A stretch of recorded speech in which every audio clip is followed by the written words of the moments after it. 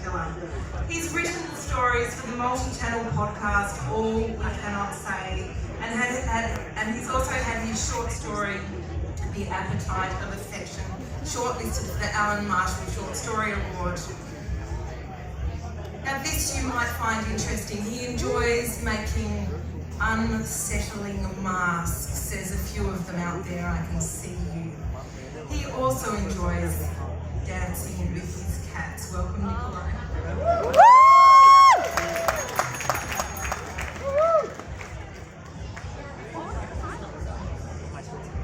I am a man of many faces. There shouldn't be any confusion when I say this. Everyone, after all, wears masks. But I am a mask maker, and there is a power in them, in the clay or in these hands. I take the clay and shape it, a whirlpool of glistening faces I can pluck from the ether and bring into the world. But maybe I brought something else down as well.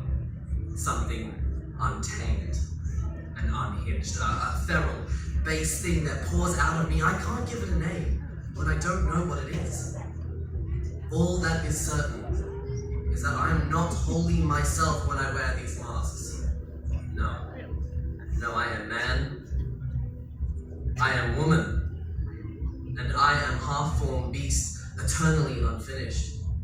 I should not wear them. They strip me from this vessel. All of me is sloughed away until I become only them. And if I fracture like I say I do, you must think me mad to wear them again and again. But he summons me, and I go. When I wear the old god, he shows me what power is. In my mind's eye, men run at each other, wild, mad, frothing in anger and desire, shoving, pushing, metal meeting flesh at horrible angles, and I am high above the cruel god who made this their fate. I, under this mask, want to stop it. But I am frozen in his thrall until they are twitching and silent in the bloodied mud. It is just a memory. But it's not my memory. And I, too, am also at war. It is between my heart and my mind, but the mud is just as bloody, and I still can't stop it. I keep wearing the mask. I keep entertaining the thoughts. I do not need to wear the old god to feel this. Uselessness and self-pity. That is the war I fight. But she is no better. She is fantasy, sharp and fierce. She is fear personified. Is that what I am seeing? My creativity is woman.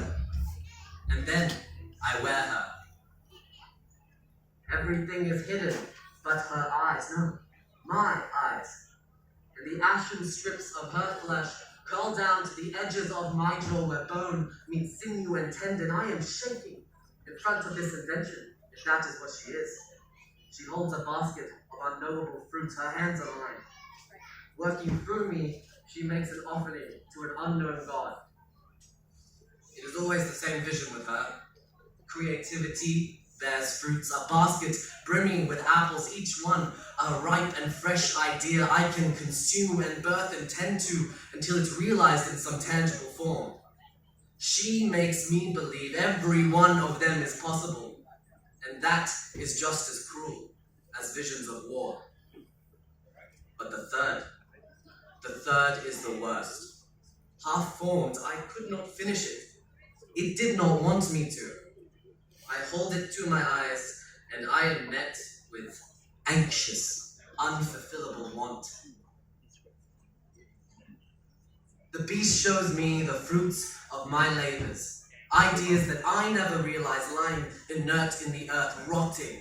Creativity's rotten apples. There is never enough time to bring them all into the world. And he makes sure I remember that. Make sure I am stuck still by the fear of my own failure, my own lack, every abandoned dream, stranded project, 100 unfinished phrases, 100 unfinished... I wear it, and I cannot even finish the thought. So who am I?